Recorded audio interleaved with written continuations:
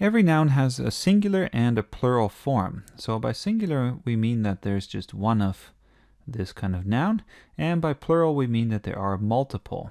So we'll just write 2 plus. An example would be, if we look at the picture here, gannet. So gannet is a kind of bird. This is a picture of a gannet colony. And if there's one, then we write it gannet. And if there are multiple, then we add an S to form the plural. So instead of one gannet, we now have gannets. And we can do this with other nouns as well. So we can say this is a cliff, and in the plural it becomes cliffs if we add the S. And I won't bore you with all kinds of other examples. I think you can see the pattern here. The normal thing to do if you want to form the plural is add an S. But of course there are some irregular nouns as well, and we'll zoom into those a little bit just to see how they work. There are quite a few irregular nouns, and it's not necessary to memorize all of them, but we're just going to look at a few patterns here of how irregular nouns are sometimes formed. And we're going to go fairly quickly. All right, so we have beach, and to form the plural, we add an ES. So that's one way to form the plural for a select number of nouns. In another case, if we end with a Y, sometimes the plural is formed by adding IES. So this becomes colonies. We're going to strike out the Y. Some plurals are simply the same as the singular form. So if there's one haiku, it ends like that. If there are 2 haiku, it's still exactly the same, even though lots of people mess that one up. Sheep is the same in the singular and the plural. So sheep. And a tricky one that fits into this category would be fish, because most of the time the plural of fish is simply fish, but sometimes you can write fishes, which is a bit more rare.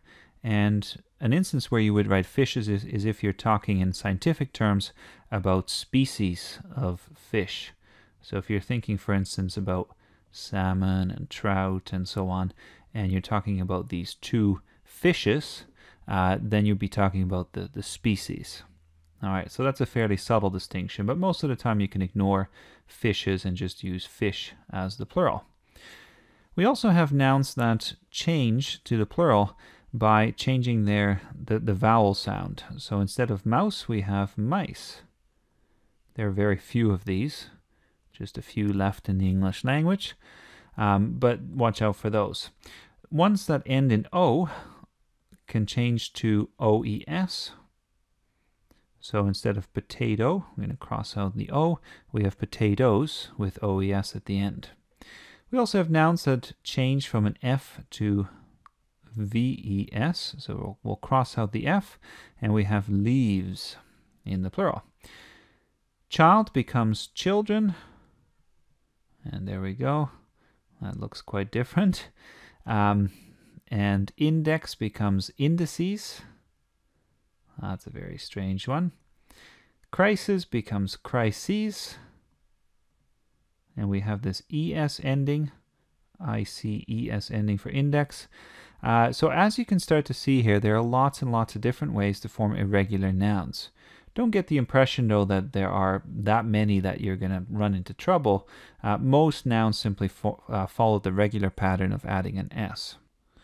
Our last 2 nouns and our final category here is a little bit different in that these nouns seem to follow the model of Latin nouns. So Latin has its own declensions, as they are called.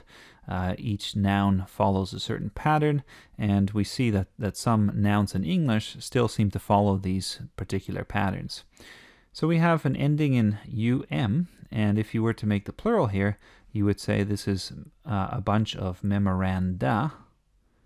Memoranda, so the DA ending is new. And syllabus, this is a funny one. It seems to be a Latin word, and many people form the plural of syllabus in a kind of Latin way, so they would write syllabi. But there is one other form as well that's allowed, so we can have syllabuses.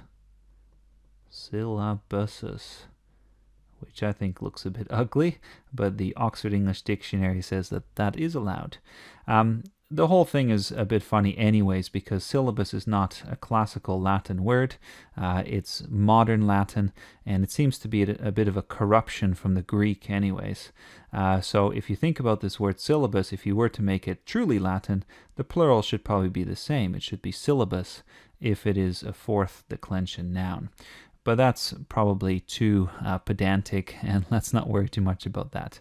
The main thing is that if you look at these nouns, all of these irregular nouns, you can see that there are lots of different patterns.